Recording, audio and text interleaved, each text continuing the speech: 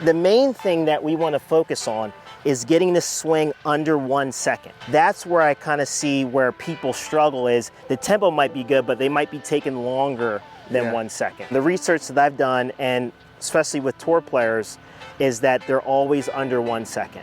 Some might be fast like a Jon Rahm, some might be slow like an Ernie Els, but they're right around 1 second, and that's what we're really going to focus on. Beautiful, and that is a nice high draw. Look at that.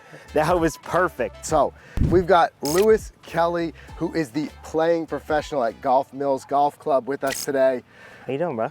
I'm doing great. Thanks for having me. I appreciate it. I'm really excited for this because tempo has been a struggle for me. And why I find it so difficult is it's a moving target. Sometimes a controlled environment like this, my tempo can be very good. But I get out on the golf course, pressure situations, a par 3 that's got me a little nervous. First thing that goes out the window is my tempo. Right, for most people too. Yeah, it's a struggle. So what I want to see if we could do today is if you could give me some things I can work on. Absolutely. Maybe take a look, and we want to dig in, use the D-Wiz and get this thing measured. Absolutely. So the main thing about tempo, to break it down for most people, is just synchronization of the body, right? So when you get out of sync on the golf course, the transition and everything is out of sync. So we want to work on syncing up. That's what tempo means, you know, dumbed down. Syncing the body up to where we have the correct motion into the golf ball. So that's what we're going to work on. It makes sense because when I feel like my tempo's changed, it's usually in my transition. Right. So where do we start? So I'm going to get some raw data on you right now just to see where we are. And then we're going to work into the lesson to try and improve. Okay. Alrighty. So we're using the D-Wiz device. I think I'm biased because this has helped me win the New Jersey Open Championship and many other professional tournaments.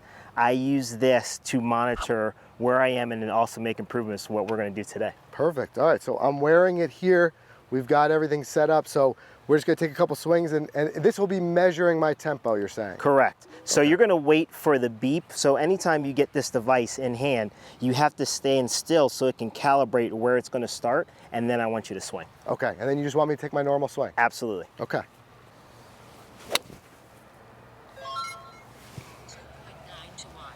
Okay, so that swing right there was 2.9 to 1. So what does that mean? So that means that is taking a ratio from where you started on the downswing. So we really want a 3-to-1 ratio, and that's really close. So your tempo is really good.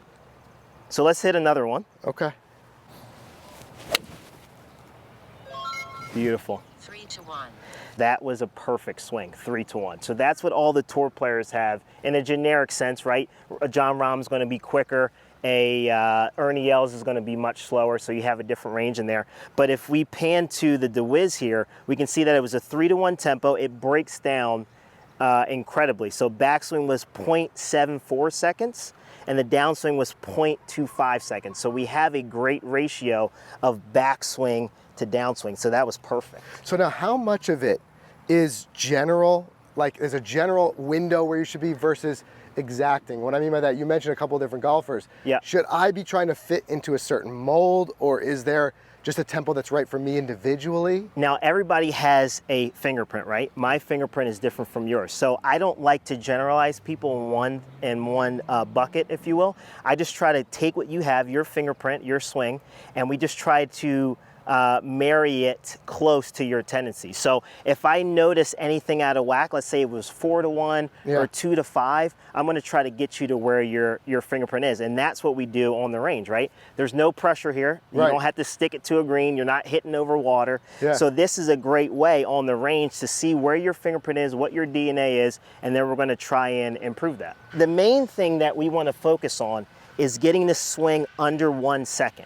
So the two swings that you've had have been 1 second and 0.99. So that's where I kind of see where people struggle is the tempo might be good, but they might be taking longer than 1 second. So the research that I've done, and especially with tour players, is that they're always under 1 second. Some might be fast like a Jon Rahm, some might be slow like an Ernie Els, but they're right around 1 second, and that's what we're really going to focus on. So I got a couple drills for you. Okay. To work on. Let me get in here to show you. These are my two favorite drills to understand how to synchronize your downswing, which is most important, right? We want to get to, everybody wants a perfect impact. And I think that if you work from impact back, it's going to be crucial, okay? So here's what I like to do, and it's just to see people's DNA like we talk about, that fingerprint. So I like to take one arm swings, left arm only, okay? Just going back and through, right? We're not going to hit a ball, to kind of see that synchronization in there. And if you notice, in order for me to swing one-handed, everything needs to work properly, right? I can't go like this or the club's not going to go down like a normal golf swing. Right. So we want to do that with the left hand, we do that with the right hand. And if you notice, it's pretty much the same. See that? Yeah. So why don't you get in there and you try that? You know, it's so interesting. I like what you said before about also keeping it under a second. Yes. Because I feel like when, and I'm guilty of this too, especially when I was starting out, when I feel like tempo, all I would start to do is bring it back slower and slower. Yeah. You know, you try to, because you want that easy tempo, and Right. I bring it back, and then you're going to have a swing that's over a second. That's correct. And most people want distance and accuracy. That's what I try to give my students. Not just accuracy, not just distance. We want to marry the two. Yeah. And a lot of people think low and slow, but you're not going to hit your 8-iron as far as you can. So most long drivers, not saying that we're trying to hit a long drive swing, they go back fast. Yeah. To create that motion to go down. So if you have a low and slow swing, not only are you not going to get the stretch that you need, but you're also not going to get the power that you need. Right.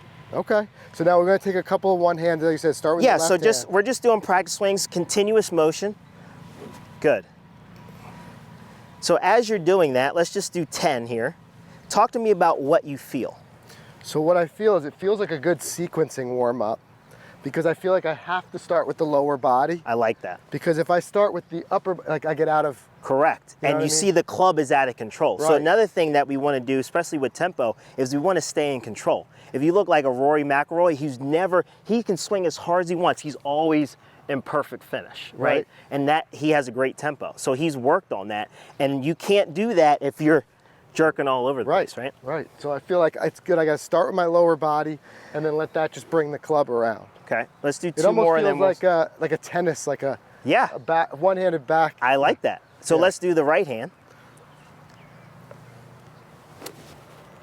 Now, as you're doing this, most people are either right-handed or left-handed, right? They're not ambidextrous. So Right. you're going to feel that one tempo is going to be better than the other. So for me, I'm right hand dominant, right? I do everything with my right hand. So I like that right hand tempo. Yeah. I feel So the which same. one? So which No, one do you? exactly. Right. This to me is more comfortable. Right. I almost feel like I could hit a ball with this hand and not the other. Right. So that's what we're gonna.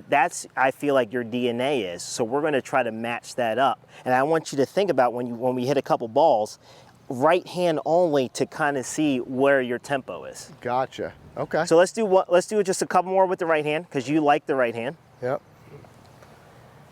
So feel that sequence. I like to do with my students too, close your eyes because their senses heighten when their eyes are closed. So you notice he took a perfect divot. That's exactly what I want. Beautiful. All right, let's hit a ball in there. Beautiful. And that is a nice high draw. Look at that.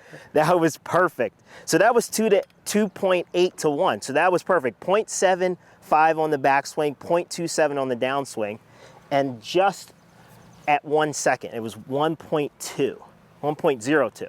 So that's your DNA right there. So let's go back. So we can do 5, right? 5 right-hand swings, feeling that constant motion. Yeah. And then get up there and hit it.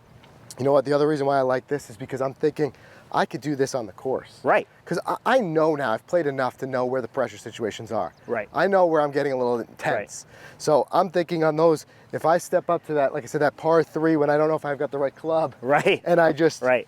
take this as my practice swings. I like that application. I mean, those are some perfect shots. Hopefully you get some tracer on there. That's Yeah. unbelievable. So the reason why I like good athletic drills, number one, you're not focused on position. So when you're in the heat of the battle, a lot of PGA Tour players you might see, you know, Ricky years ago, he used to look at the club, right? He played well in the US Open. When he was playing really well, he looked at the club and then he went, right? So that wasn't really a positional thing. That's how he practiced. But I think when you get in your pressure situation, especially against your boy, Yeah, right? yeah. You're going to need to be athletic. You're not going to try to think about, oh man, if I get my elbow here, that's going to help me hit a perfect Right. shot. Athletes like you are, Yeah. Right? You barely bench 600 pounds. No, I'm just kidding. Athletes need to dreams. be athletic. Yeah. So this is just a nice motion of you being athletic, heighten your senses of what you need to do to get your DNA into your next shot, which is your tempo. So it's feel more than it's position. Correct. Which Makes you sense. need to play your best golf. All right, Beautiful. so just let's hit another one. Or? Yep, let's hit another one. Let's do 5 more swings, right-hand swings. Okay. So we can ingrain that, your true DNA, right? Your fingerprint. He's understanding the sequence of the body, right? You can see that's a perfect golf swing right there. You know, it's funny, when we think tempo, I think Fred Couples. Right. And I've seen him doing those one-handed range warm-ups. Yeah, that's great. Yeah. I mean, John Daly, when he was playing at his best, he would do left hand only. Yeah. Understanding where the club needs to bottom out, how the club is set, right? You want some wrist set coming down. You don't hold the lag, right? Because if you did this, you would never get to the ball. So it's like the perfect amount of lag and positioning, planing the club. Everything is great. Beauty. 3 to So 1. that was a perfect 3-to-1 tempo and just under a second. That was beautiful. awesome. Nice. All right, Good listen, work. why I like this is 2 things. 1, you gave me something I could keep working on the next couple of months. I love that. Ahead of my big match with Mike. That's right. But 2, it's a great quick reminder when I'm standing on that tee box or over those shots. Right. So I'll work on that. Guys, hopefully this helps your tempo too. Some really great stuff in there, but most importantly, using the D-Wiz, we were able to measure it and we're able to quantify if we're improving, if we're going in the right direction. So this is where practice and the tool work so well together. And I think D-Wiz is the best. It's going to give you accurate information on what you're doing in real time. Then that's perfect. That's awesome, Lewis. Thanks so much. Thanks, brother. Appreciate it. That was great.